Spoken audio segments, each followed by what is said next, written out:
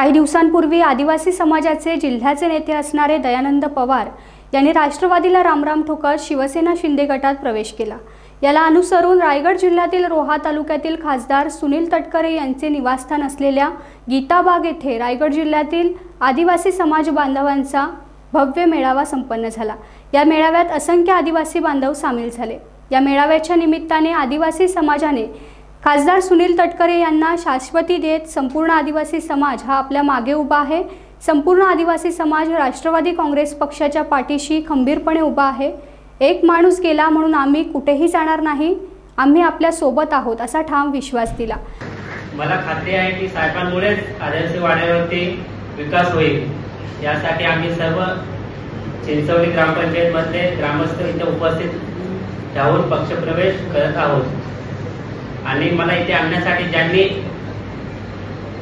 मेहनत घेतली ते म्हणजे माझे मित्र राहुल शिंदे, त्याचप्रमाणे राकेशजी शिंदे आणि सुरेश जाधव यांचे मी आभार मानतो आणि माझे 2 शब्द संपवतो। असे जो पवार म्हणून त्यांनी शिंदे गटात प्रवेश केले आणि जेव्हा त्यांनी शिंदे गटात प्रवेश केल्यावर त्यांनी काही गोष्टी बरेचसे म्हणजे जे भाषणात बोलले की सगळे जेवढे आपल्या जिल्हा परिषदमध्ये ज्या वाड्या आहेत 40-42 वाड्या, तर त्यांनी काही अफवा केले की सगळेच आदिवासी बांधव माझ्या पाठीचे आहेत। पण साहेब एकही कुठल्या आदिवासी वाडीतले आपल्या वरच्या पट्ट्यामध्ये 1-2 वाडीतले 4 ते 5 10 लोक गेलीच आहेत। तसे खालच्या वाडीतले 10-20 लोक गेलेले, ती पण अशी ज्याचे मतदान नाही साहेब अशीच पोरं गेलेले आहेत त्याच्यासोबत। बाकी त्याचे जे घरातलं कुटुंब तोच आहे, त्याच्या स्वतःच्या जी चिंचवली आदिवासी वाडी आहे त्यातले साहेब आत्ता कमसे कम आपल्याकडे जे आलेले आहेत बरेचसे, आणि चिंचवली कोंडा आदिवासी वाडी हे जे त्याचे विरोध असलेले ते आता आपल्या या आदिवासी मेळाव्याच्या वेळी आता आपले प्रवेश करणार आहेत।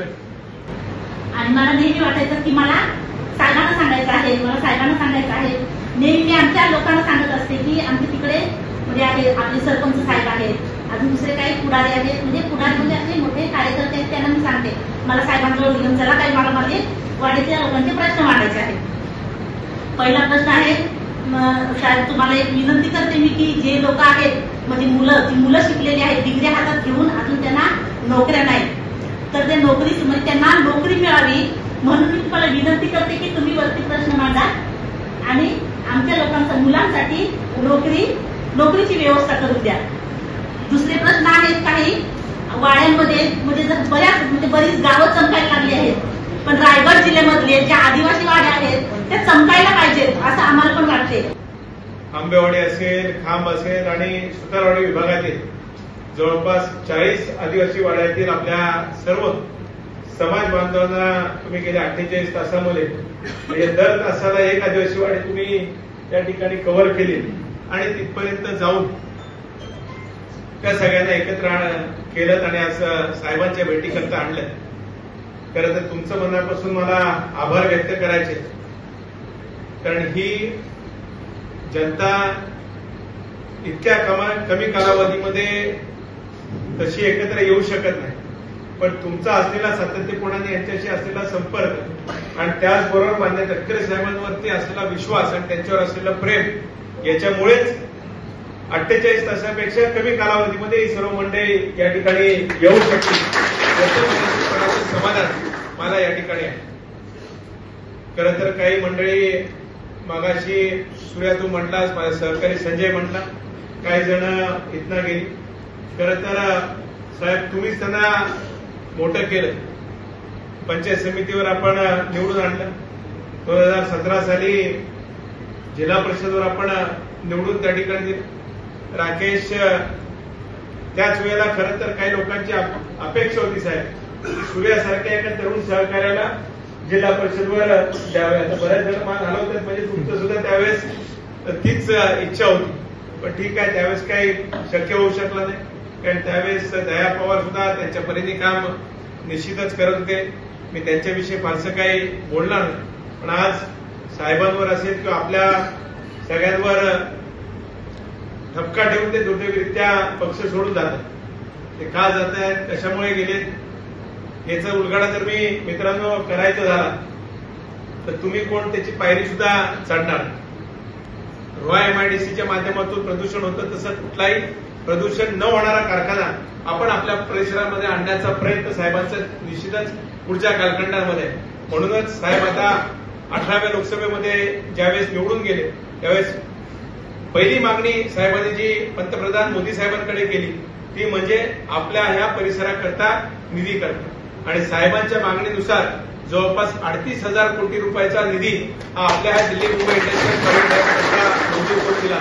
आणि त्याचा पहिला टप्पा जवळपास 2700 कोटी रुपयाची कामं आपल्या ह्या परिसरामध्ये सुरू आहेत. येत्या पुढच्या भवितव्याच्या काळात कोलाड येथे आदिवासी समाजाचे 50 लाख रुपये निधीचे समाज मंदिर उभे करणार अशी शाश्वती दिली. माझ्या सांगण्याचा मुद्दा असा आहे की आपल्या सर्व मानवांशी जवळकीचं आपुलकीचं नातं गेल्या वर्षापासून त्या ठिकाणी आहे. आणि म्हणूनच आज आपण जे काही जमलेलं कोण गेलं त्याची दखल घेण्यासाठी नाही जमलेलं, आपण आहोत त्या ठिकाणी ठाम आहोत. आणि उद्याचं भवितव्य घडवण्यासाठी राष्ट्रवादी काँग्रेस पक्षाचे काम करणार आहोत. याच्यावर मला निश्चितपणाने विश्वास त्या ठिकाणी वाटतोय. सुरेशची मागणी केली बाई या ठिकाणी की 9 ऑगस्टचा कार्यक्रम होतो, इतर वेळेला सुद्धा हे सगळेजण त्या निमित्ताने जमत असतात आणि त्याच्यामुळे एक आदिवासी भवन त्या ठिकाणी उभं केलं जावं. मी आज तुम्हाला आश्वस्त करतो, आता दिवाळीचा सण वगैरे आहे त्याच्यामुळे त्या मधल्या कालावधीमधले दिवस किती आहेत ते मला माहीत नाही, पण यशवंतनगरमध्ये आपण जे काय कोलाडचं काम पंचायतीमध्ये उभं केलेलं आहे त्या ठिकाणी तुम्ही जर काही जागा जर काय मला 1-2 दिवसामध्ये दिली आणि तुमचं तालुक्याचं एक पत्र मला दिलं तर पुढच्या 15-20 दिवसामध्ये 50 लाख रुपयाचं आदिवासी एकदा. मग ते समाज मंदिर फक्त 9 ऑगस्टच्या कार्यक्रमापुरता सीमित आहे. गुलाबताई म्हटल्याप्रमाणे त्यामध्ये आदिवासी भगिनी शिकल्या, त्यांच्यासाठी शिवणकलाचा क्लास असेल, त्यांच्यासाठी अन्य काही गोष्टी असतील, हे पण आपण त्या ठिकाणी सुरू करू. त्याचबरोबर तरुण मुलं शिकत असतील, त्यांच्या दृष्टिकोनातून आपल्याला जर का आणखी काय तिथे प्रशिक्षण द्यायचं असेल ते पण आपण त्या निमित्ताने देण्याचा प्रयत्न करू. कारण आता कोणाच्याही मनामध्ये कसंही न्यूनगंड राहणार नाही. बहुजन समाजाच्या बरोबरीत आंबेडकरी चळवळ असेल, माझे आदिवासी बांधव असतील, हे सुद्धा बरोबरीने वाटचाल करतायत. अशा पद्धतीने आपण काम करण्याचा उद्याच्या भवितव्याच्या कालावधीमध्ये नक्कीच त्या ठिकाणी प्रयत्न करू. इतरही कार्यालयांचे असतील तर सेकंडरीच्या माध्यमातून सतत मांडत राहा. खेड्याच्या भागातही आपले बांधव आहेत मोठ्या प्रमाणावरती, घोसाळ भागामध्ये सुद्धा बांधवांची संख्या मोठ्या प्रमाणावरती आहे. मधल्या देवकारापासून ते बेड्यापर्यंत किंवा धोक्यापर्यंत सुद्धा आपले बांधव मोठ्या प्रमाणावरती त्या ठिकाणी राहतात. अशा वेळेला आपल्या संघटना जर काही मजबूत असेल तर त्या संघटनेच्या कामाला गती त्या ठिकाणी होऊ शकते. त्या तालुक्यातले असे सगळे बांधव मला ऐकायला भेटले आणि त्याने मला सांगितले की आम्हाला त्या तालुक्याच्या ठिकाणी समाज मंदिर पाहिजे. त्या तालुक्याचं समाज मंदिराची जागा मी त्यांना घेऊन दिली तहसील कचेरीच्या बाजूला आणि माझ्या खासदार निधीतून 25 लाख रुपयाचा निधी मंजूर केला. आता ते आदिवासी बांधवांचं समाज मंदिर कौलाने तळा तालुक्यामध्ये उभं राहून त्या ठिकाणी आज आपलं काम सुरू झालेलं आहे. आणि यामध्ये सुद्धा मी त्यांना कबूल केलेलं आहे. जागा ते शोधत आहे. मला सुभाष केकाडे जिल्ह्याचे पक्षाचे कार्याध्यक्ष आहेत, त्यांनी सुद्धा त्या ठिकाणी त्या निमित्ताने सांगितलेलं आहे. शिवधन तालुक्यामध्ये असेल, मशा तालुक्यामध्ये असेल, आपल्या तालुक्यामध्ये असेल, ज्या ज्या ठिकाणी आपल्या बांधवांना अधिक पद्धतीने सक्षम करण्याचा करतो अशा वेळच्या मोठ्या समाज मंदिराची आवश्यकता असेल ती देण्याची बांधिलकी घेऊन आपण सगळेजण पुढच्या कालावधीमध्ये नक्की त्या ठिकाणी काम करण्याचा प्रयत्न करू. टाइम्स डिजिटलला लाईक करा, शेअर करा, सबस्क्राईब करा आणि बेल आयकॉन दाबायला विसरू नका. Times digital.